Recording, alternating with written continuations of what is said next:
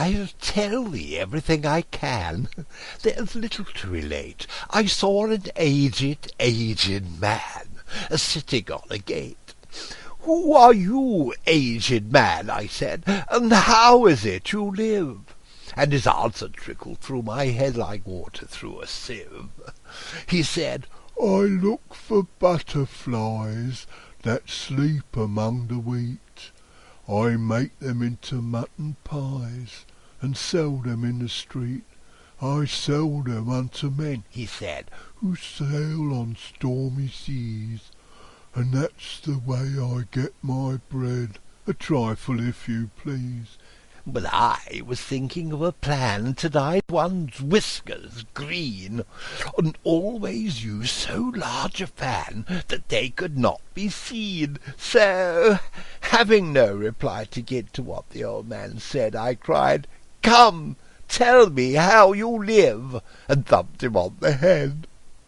His accents mild took up the tale. He said, "I go my ways, and when I find a mountain rill, I set it in a blaze, and thence they make a stuff they call Rowland's Macassar oil, yet twopence halfpenny is all they give me for my toil."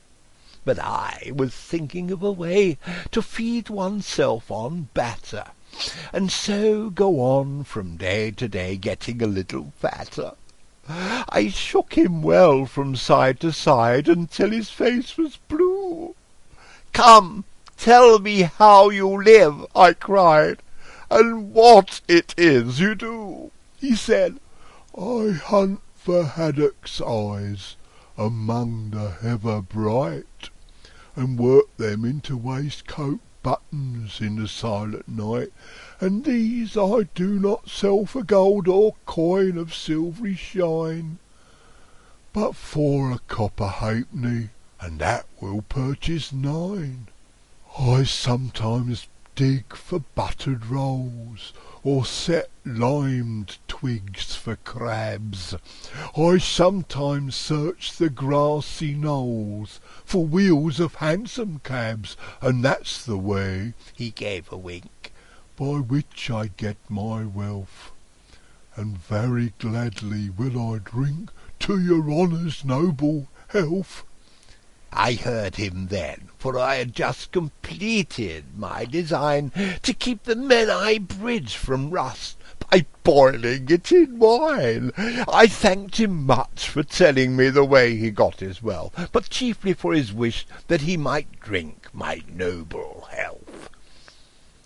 And now, if e'er by chance I put my fingers into glue, or madly squeeze a right-hand foot into a left-hand shoe, or if I drop upon my toe a very heavy weight, I weep, for it reminds me so of that old man I used to know, whose look was mild, whose speech was slow, whose hair was whiter than the snow, whose face was very like a crow, with eyes like cinders all aglow, who seemed distracted from his woe, who rocked his body to and fro, and muttered mumblingly and low, as if his mouth was full of dough, who snorted like a buffalo that summer evening long ago, a-sitting on a gate.